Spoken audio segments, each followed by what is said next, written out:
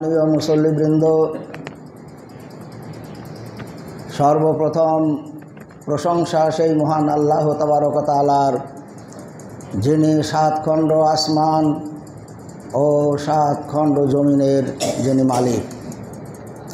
তারপরে পরে আকায়ে নামদার তাজেদারি মদিনা মুহাম্মদুর রাসূলুল্লাহ সাল্লাল্লাহু আলাইহি ওয়াসাল্লাম পার হাজার হাজার দরুদ ও শান্তির সুধা বর্ষিত হোক, আমিন আল্লাহুম্মা আমিন।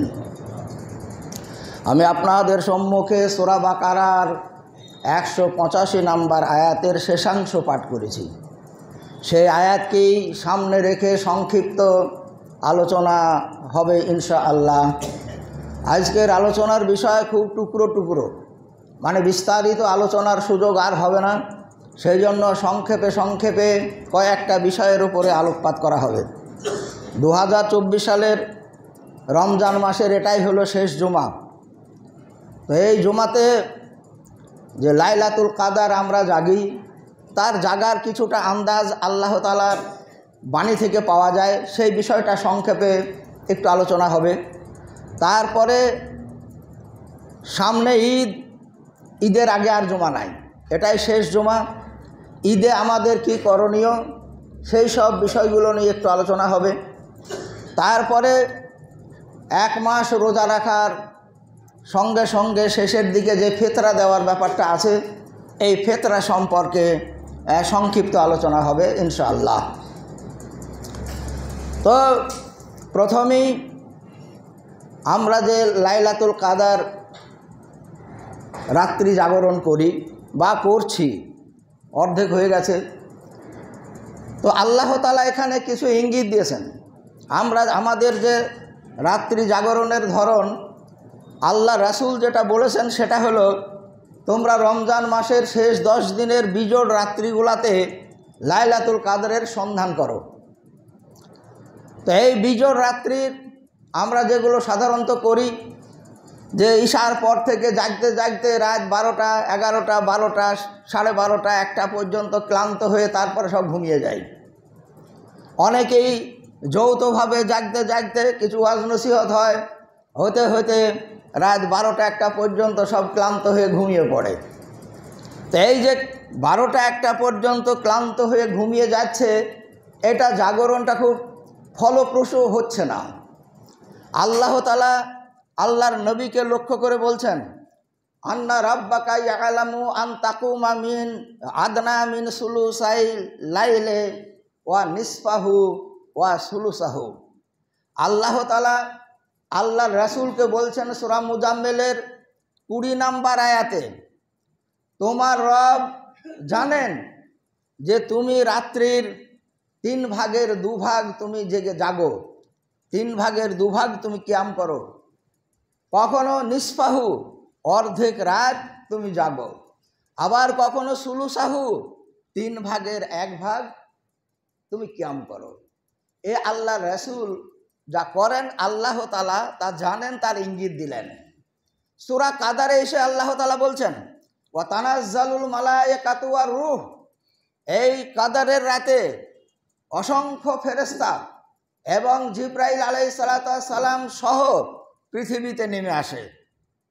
সালামুন হিয়া হাত্তা মাতলাইল ফাজর, তারা কতক্ষণ থাকে? ফজর পর্যন্ত থাকে। কখন আসে রাত্রির এটা বলা হয়নি, আমভাবে বলা হয়েছে লাইলাতুল কাদরের রাতে ফেরেশতারা দুনিয়ার বুকে নেমে আসে। সালামুন, তারা শান্তির বার্তা নিয়ে আসে, আর সেই বার্তা নিয়ে ফজর পর্যন্ত তারা দুনিয়াতে থাকে। তাহলে এই জাগরণটা রাত্রির শেষের দিকে, যেমন আল্লাহ রাসূলকে বলছেন তুমি রাতের 3 ভাগের 2 ভাগ কিয়াম করো, ওঠো, অর্ধেক ওঠো, 3 ভাগের 1 ভাগ ওঠো। 2 ভাগ করতে গেলে রাত্রি হয়তো 11টা, 11:30টার ওই দিক থেকে ফজর পর্যন্ত চলে যাবে। নিসফাহু করতে গেলে হয়তো 12টা, সুলুসাহু 3 ভাগের 1 ভাগ করলে হয়তো 1টা, 1:30টা হবে। কিন্তু সুবাহ সাদেক উদিত হলে আর তারা থাকে না, তারপর আর জাগার দরকারও নাই, ফজর হয়ে যাবে। সেই হিসাবে আমাদের জাগতে গেলে ফজরের আগে পর্যন্ত জাগতে হবে। এইবার যদি কেউ ঈশার পরে খানিক ঘুমায়, ঘুম থেকে উঠে যদি আবার জাগরণ করে অসুবিধা নাই, তার কারণ জাগরণটা তার রাতের শেষের দিকটা অবশ্যই হতে হবে। আর প্রথমটা জাগরণ করে যদি সে ঘুমিয়ে পড়ে তাহলে সেই জাগরণটা তার শেষ পর্যন্ত পৌঁছালো না। আল্লাহ তাআলা যেটা বলেছেন, তারা আসে এবং ফজর পর্যন্ত থাকে এই দুনিয়ার বুকে, অর্থাৎ তারা থাকা অবস্থায় লাইলাতুল কাদর হবে। তাহলে এই কয়টা রাতে অনেক জায়গায় এরকম সিস্টেম আছে যে ওয়াজ নসিহত করতে করতে রাত 12টা শেষ হলো, সব গিয়ে শুয়ে পড়লো, আর বাকি রাতটা জাগা হলো না। অনেকে নামাজকে ঢিলে করে লেট করে পড়তে পড়তে 12টা 1টায় গিয়ে শেষ হলো, সব গিয়ে শুয়ে পড়লো, যা অর্ধেক রাত জাগা হলো। এটা কিন্তু লাইলাতুল কাদরের সন্ধান হলো না। সন্ধান যেটা আল্লাহ তাআলা বলছেন, ইঙ্গিত আল্লাহ তাআলার, নবীকে বলছেন তুমি রাতের 2 ভাগের 1 ভাগ তুমি কিয়াম করো, কখনো অর্ধেক করো, কখনো 3 ভাগের 1 ভাগ করো। এ হলো আল্লাহ রাসূলের রাত্রি জাগরণের সময় আল্লাহ তাআলা বলেছেন। আর এখানে বলছেন যে ফেরেশতারা, অসংখ্য ফেরেশতা দুনিয়ার বুকে নেমে আসেন, জিবরাইল আলাইহিস সালাতু ওয়াস সালাম সহ, তারা ফজর পর্যন্ত থাকে। সেই জন্য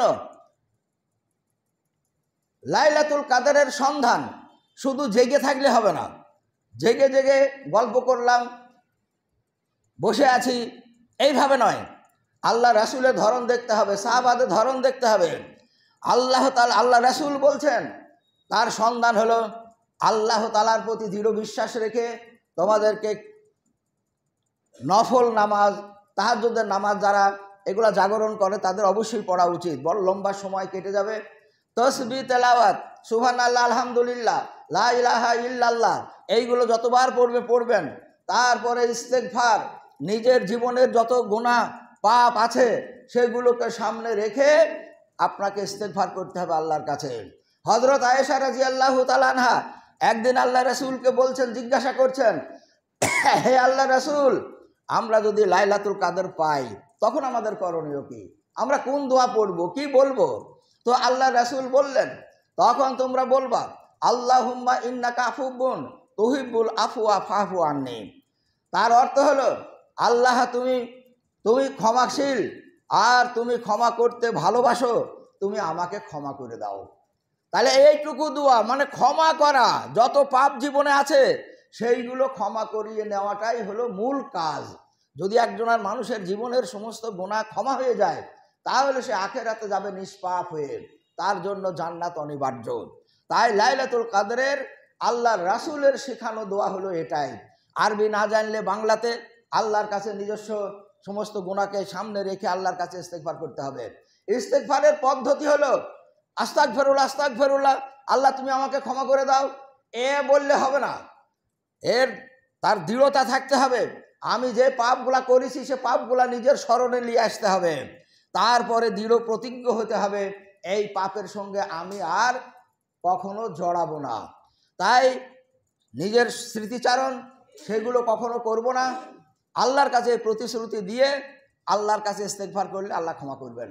তো এই লাইলাতুল কাদরের সময় খুব সংক্ষেপে বলছি যে তাকে করতে হবে কি, ক্ষমা চাওয়া। আর যা দোয়া আপনি করতে পারেন, কোনো বাধা নেই, কিন্তু এই ক্ষমা চাওয়ার কথাটা আল্লাহর রাসূল খুব বেশি গুরুত্ব দিয়ে বলেছেন। তো যাই হোক, লাইলাতুল কাদরের জাগরণ, কোরআন তেলাওয়াত, নফল নামাজ, তসবিহ তেলাওয়াত, ইস্তেগফার, অন্যান্য দোয়ার ভিতর দিয়েই এই সময়গুলোকে অতিবাহিত করতে হবে, গল্প করে নয়, চুপচাপ বসে থেকে নয়। আর সব সময় আল্লাহকে স্মৃতিতে রাখতে হবে। এইভাবেই ফজর পর্যন্ত জাগরণটা লাস্টিং করবে। তার ভিতরে সেহরি আসবে, সেহরি খাওয়াটাও তার অন্তর্ভুক্ত, ফলে সেটাতে কোনো অসুবিধা নেই। যেহেতু সেহরিও সুবহ সাদেকের আগে শেষ হয়, সেটাও সে জেগে থাকে। তো এই হলো লাইলাতুল কাদরের জাগরণের পদ্ধতি। তো যাই হোক, আমরা যেভাবেই পারবো জাগবো। জাগার জন্যে মসজিদে আসতে হবে এমন কিছু নয়, বাড়িতেও জাগতে পারেন। অন্য কোনো জায়গা যদি কারো সুবিধা থাকে সেখানেও জাগা যেতে পারে। সারা রাত জাগতে হবে তাও নয়, ঈশার পরে খানিক ঘুমান, যদি না পারেন সারা রাত, তারপরে 1 ঘন্টা ঘুমিয়ে তারপরে আবার জাগতে শুরু করুন। জাগার পদ্ধতি হলো কোরআন তেলাওয়াত, নফল নামাজ, ইস্তেগফার, তসবিহ তেলাওয়াত, এর ভিতর দিয়ে সময়টা অতিবাহিত হবে। তো যাই হোক, আল্লাহ তাআলা আমাদেরকে তৌফিক দান করুক, আমরা যেন সেইভাবেই লাইলাতুল কাদরকে উদযাপিত করতে পারি। এখন আল্লাহ তাআলা এখানে বলছেন, আমরা যে 1 মাস রোজা করলাম, এই শেষ হতে চলেছে, রোজা যখন শেষ হবে তখন আমরা কি করব? তার দিক নির্দেশনা আল্লাহ তাআলা বলছেন, ওয়ালে তুকমেলুল ইদ্দাতা, তোমরা যখন রমজানের যে সংখ্যা 29 বা 30 দিন যখন পূর্ণ করবা, তখন তোমরা ওয়াতুকাব্বিরুল্লাহ আলা মা হাদাকুম লাআল্লাকুম তাশকুরুন, তখন তোমরা কি করবা? আল্লাহর শ্রেষ্ঠত্ব বর্ণনা করবা, আল্লাহ তাআলার নামে তাকবীর পড়বা। তাকবীর কি?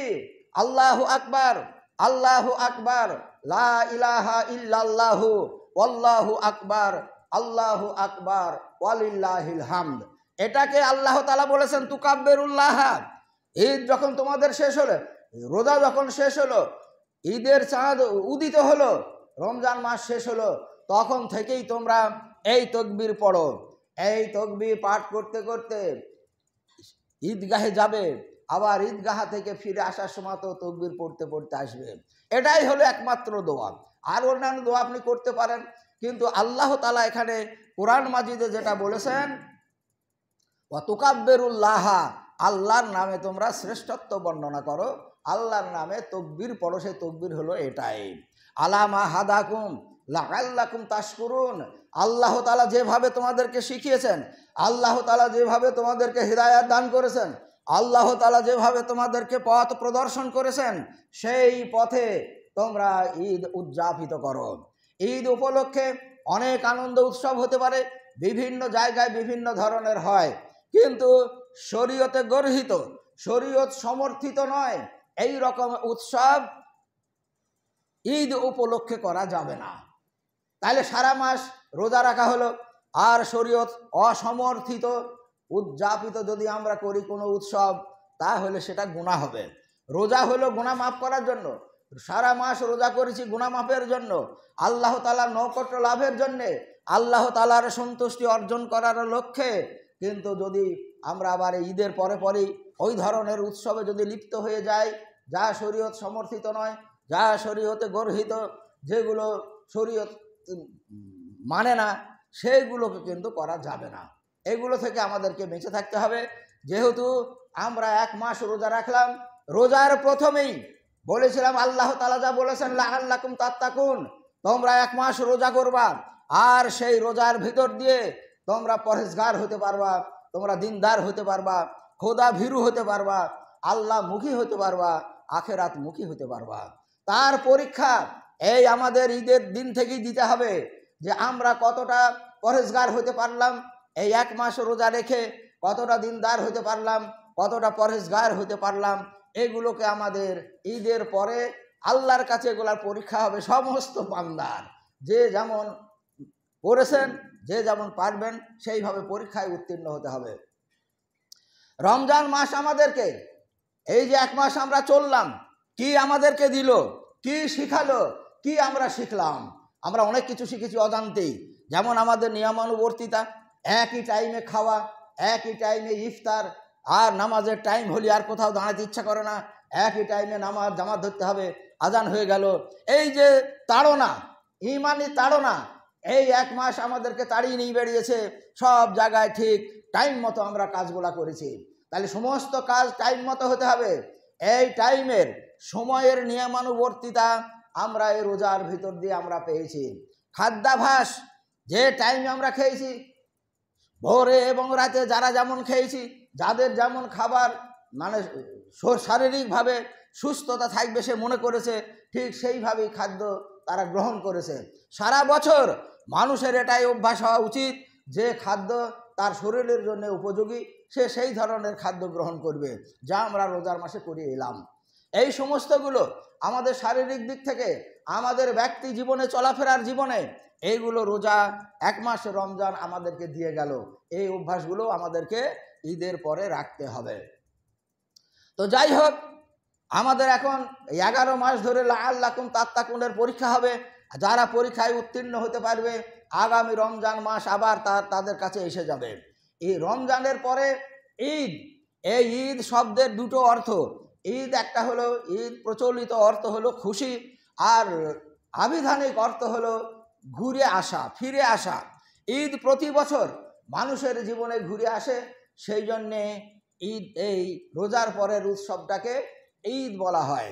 আল্লাহ রাসূল যখন মদিনায় গেলেন, মদিনায় যাওয়ার পরে দ্বিতীয় হিজরিতে এই রোজা ফরজ হয়েছে। আর দ্বিতীয় হিজরির প্রথম রোজাতেই 17ই রমজান বদরের যুদ্ধ শুরু হয়েছে। 4 দিন চলেছিল, 17, 18, 19, 20, 21। তারপরেই সাহাবাদেরকে দিয়ে আল্লাহ তাআলা বিজয় এনে দিয়েছিলেন। রোজা যখন শেষ হলো, মদিনার মানুষকে আল্লাহ রাসূল দেখলেন তারা 2 দিন তারা উৎসব পালিত করে জাহেলিয়াতের যুগ থেকে। আল্লাহ রাসূল তাদের জিজ্ঞাসা করলেন, তারা তার ব্যাখ্যা দিলেন। আল্লাহ রাসূল বললেন, এখন থেকে ওইগুলা করার আর দরকার নেই, এখন তোমাদেরকে ওর থেকে একটা ভালো উৎসবের কথা আমি তোমাদের বলছি। একটা হলো রোজার পরে ঈদুল ফিতর, আর একটা হলো কুরবানি ঈদুল আজহা। এই 2 দিনকে তোমরা উৎসব হিসাবে পালন করবে। সেই দ্বিতীয় হিজরি থেকেই, প্রথম রোজার শেষে থেকেই এই ঈদ, এবং সেই বছর থেকে ঈদুল আজহা আমাদের উদযাপিত শুরু হয়েছে, যে এখন পর্যন্ত চলছে, কিয়ামত পর্যন্ত চলবে। সেই হিসাবে এটাও আল্লাহ রাসূলের দ্বারাতে, সাহাবাদের দ্বারাতে এর সূচনা হয়েছিল। এখন ফিতরার ব্যাপারটা, ফিতরা হাদিস আমাদের রোজা শেষ করার পরে শেষের দিকে ফিতরা দিতে হয়। সাহাবারা বলছেন ঈদের 2 দিন আগে থেকে আমরা ফিতরা দেওয়া শুরু করতাম। তাহলে 2 দিন আগেই দিতে হবে এমন কিছু নয়, যদি কোথাও প্রয়োজন থাকে 3 দিন, 4 দিন, 5 দিন আগে থেকেও শুরু হতে পারে, কিন্তু শেষের দিকেই হবে। রোজার শুরুতেই ফিতরা দেওয়া হবে না, রোজার শেষের দিকে ফিতরা দিতে হবে। ফিতরা সম্পর্কে 5টা বস্তুর নাম হাদিসে আছে: গম, জব, খেজুর, আর পনির, কিশমিশ, আর তাম বলা হয়েছে খাদ্যদ্রব্য। এই কয়টা বস্তুর নাম হাদিসে রয়েছে। এখন আমরা এই কয়টা বস্তু যদি কেউ পারি, দিতে পারি, খুব ভালো, সুন্নত আদায় হবে। এবার শুধু চাইলে টানাটানিও নয়, আমাদের বাজারে খেজুর আছে, খেজুর কিনে দেন, কিশমিশ কিনে দেন, পনির দেন, যার পক্ষে যেটা সম্ভব, গম, জব আছে। এইবার ওজনের ব্যাপারটা, যেটা আমরা চালকে 2.5 কেজি ধরি, এইবার আল্লাহর রাসূল কিন্তু ওজনের কথা কিছু বলেননি, সায়ের কথা বলেছেন। সা একটা মাপ, একটা কোটো। সেই কোটোর যদি 1 কোটো চাল 2.5 কেজি চাল হয়, তাহলে জব নিশ্চয় 2.5 কেজি হবে না, বা খেজুর 2.5 কেজি হবে না। কিশমিশ যদি তার সেই কোটোর 1 কোটো হয়, তার ওজন অনেক বেশি হয়ে যাবে। সেই জন্য ওজনের ফ্যাক্টরটা নয়। তো যাই হোক, সেই সায়ের মাপে যদি হাদিসে যেগুলা উল্লেখ আছে সেগুলোর মধ্যে যদি আমরা ফিতরা দিই, তাহলে সুন্নাত হবে। এখন আমাদের দেশে প্রচলিত যে জিনিসটা চলে এসেছে সেটা হলো টাকা। টাকার কথা হাদিসে নাই, কিন্তু হাদিসে না থাকলেও তার প্রয়োজন আছে। যেমন আল্লাহ রাসূল মুআজ রাদিয়াল্লাহু তাআলা আনহুকে যখন ইয়ামানে পাঠিয়েছিলেন গভর্নর করে, তখন তাকে বলেছিলেন যদি ইয়ামানের মানুষ দিরহাম বা দিনার না দিয়ে জাকাতের বিনিময়ে যদি তোমাকে কাপড় দেয়, চাদর দেয়, তাহলে তুমি সেগুলো গ্রহণ করো। তার কারণ মদিনার লোকের এখন কাপড়ের খুব প্রয়োজন, চাদরের খুব প্রয়োজন, আর ইয়ামান দেশে চাদর তৈরি হতো। সেই জন্য বললেন, যদি কোনো ব্যক্তি দিরহাম না দিয়ে জাকাতে, দিনার না দিয়ে যদি চাদর দেয়, সেগুলা তুমি গ্রহণ করো। তার কারণ এগুলা মদিনার মুসলমানদের এখন খুব প্রয়োজন।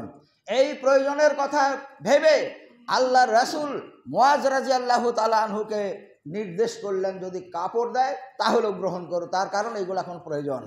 তো আমাদের সমাজের মানুষের প্রয়োজন যদি আমরা এখন দেখি খাদ্যের ব্যাপারে, তাহলে এখন গরিব মানুষ, ধনী মানুষ, যে মানুষই হোক না কেন, সমস্ত মানুষের বাড়িতে নানানভাবে খাদ্য যথেষ্ট মজুদ আছে। তার কারণ মিড ডে মিল থেকে খাদ্য দেওয়া হয়, তারপরে এমএসকে থেকে খাদ্য দেওয়া হয়, অঙ্গনওয়াড়ি থেকে খাদ্য দেওয়া হয়, তারপরে দুয়ারে রেশন ফ্রিতে সে খাদ্য দেওয়া হচ্ছে। নানানভাবে মানুষের বাড়িতে খাদ্য মজুদ আছে। মানুষের কাছে যেটা অভাব, যেটার প্রয়োজন, সেটা হলো অর্থ। আর আল্লাহ রাসূল বলেছেন, একদিনের জন্য তোমাদের পার্শ্ববর্তী গরিবদেরকে তোমাদের সঙ্গে সমতুল্যভাবে ঈদ উদযাপন করার ব্যবস্থা তোমরা করবে। কিসে থেকে? ওই ফিতরা থেকে। তাহলে এখন সমভাবে যদি ঈদ উদযাপিত করতে হয়, তাহলে তাদের দরকার, আমরা যেমন বাজারে জামা কাপড়, অন্যান্য ঈদের খাদ্য সামগ্রী যেগুলো খরিদ করছি, এই খরিদ করার জন্য পয়সা দরকার, যেটা গরিব মানুষের কাছে পয়সার ওই ধরনের আমদানি নাই, যেভাবে তাদের কাছে খাদ্য মজুদ আছে। সেজন্য আমরা যদি তাদের কাছে অর্থ পৌঁছে দিতে পারি তাহলে তারা সহজে সেই তাদের এই প্রয়োজনগুলো তারা পূরণ করতে পারবে। তাদের ছেলেপেলে নিয়ে তারাও নতুন জামা কাপড় পরে তারাও একদিনের জন্য হলেও বা দুদিনের জন্য হলেও তারা যে খাদ্য সংগ্রহ করে রোজাতে যেসব বিশেষ খাদ্যগুলো হয় সেগুলো তারা গ্রহণ করতে পারবে এবং সকলের সঙ্গে মিলে মিশে তারা ঈদ উদযাপন করতে পারবে। তো সেই জন্য যদি হাদিসের ওই যে পাঁচটার যে নাম উল্লেখ আছে যদি সেগুলা কেউ ফেতরা হিসাবে দেন খুব ভালো, সুন্নত আদায় হবে। আর টাকা দিয়ে ফেতরাও বৈধ, টাকা দিয়ে ফেতরাও জায়েজ, মানুষের প্রয়োজন এখন এটাই বেশি, সেই জন্য টাকা দিয়ে ফেতরাও আপনারা দিতে পারেন। যার যেটা সুবিধা সে সেটাকে সেইভাবে ফেতরা আদায় করবেন। ফেতরা আদায় আপনাকে ঈদের ময়দানে যাওয়ার আগে করতে হবে। যে তাড়াহুড়ো করে সময় পেলাম না ঈদের নামাজ পড়ে এসে দেবো তা কিন্তু হবে না। আপনাকে ঈদের আগে ফেতরা আপনার কাছ থেকে সরাইতে হবে। ফেতরা আমাদের দেশের যে সিস্টেম সেই সিস্টেমে আপনাকে যেখানে জমা হচ্ছে সেখানে আপনার ফেতরা সেখানে জমা হবে। এখন সামাজিকভাবে আমাদের দেশে যে ফেতরার একটা রেট করে যে 100 টাকা 150 টাকা বা 2.5 কেজি চাল বা অন্য কিছু, আপনি যদি মনে করেন আমি তো আরও ভালো চাল খাই, আমার চালের দাম ধরতে গেলে 100 টাকায় রেট করেছে, তা তো আমার 130 টাকা হবে, 150 টাকা হবে, তো আপনি দিতে পারেন, আপনি তার থেকেও বেশি হিসাবে ফেতরা দিতে পারেন। কিন্তু যে রেটটা হয়েছে তার থেকে কম আপনি দিতে পারবেন না। যে রেটটা সমাজে হয়েছে ওই রেটের থেকে কম দেওয়া যাবে না, কিন্তু আপনি মনে করলে তার থেকে বেশি আপনি দিতে পারেন, তার নিচে নামা যাবে না। এগুলো আপনাকে খেয়াল রাখতে হবে। আর ফেতরা ঈদগাহে যাওয়ার আগে আপনাকে ফেতরা আদায় করতে হবে, তা না হলে ঈদগাহে যাওয়ার আপনার অধিকার নাই। ফেতরা দিলাম না, ঈদগাহে গেলেন নামাজ পড়ে আসি, ওই ঈদগাহে যাওয়ার আপনার প্রয়োজন নাই, তার কারণ আপনি তো আসল কাজটাই করেননি, সারা মাস রোজা করেছেন, এবার ফেতরাটা দেবেন, সকলের সঙ্গে যাবেন, একসঙ্গে নামাজ হবে ঈদের, তারপরে বাড়ি ফিরবেন। এইগুলোকে আপনাকে লক্ষ্য রাখতে হবে। ফেতরা আজকে হয়তো সব জায়গাতেই ফেতরার রেটগুলো জানতে পারা যাবে। এই জানার পরে থেকে যেখানে যখন কালেকশন হবে আর তো 4 দিন 5 দিন আছে, এর ভেতরেই ফেতরাগুলো আপনারা জমা করবেন। যার পক্ষে যেটা সহজ সে সেটাকেই আদায় করতে পারেন। তো আল্লাহ তাআলা আমাদেরকে তৌফিক দান করুক, আমরা যেন শরীয়ত মোতাবেক আমাদের কার্যাবলীগুলো সম্পন্ন করতে পারি। আর এই কয়দিন যে রোজা আমাদের বাকি আছে এগুলো যেন আমরা ভালোভাবে আমরা পূর্ণ করতে পারি, তারপরে ঈদ যাতে আমরা পালন করতে পারি সে তৌফিক আল্লাহ তাআলা আমাদেরকে দান করুক। আমিন। ইবাদুল্লাহ ইন্নাল্লাহ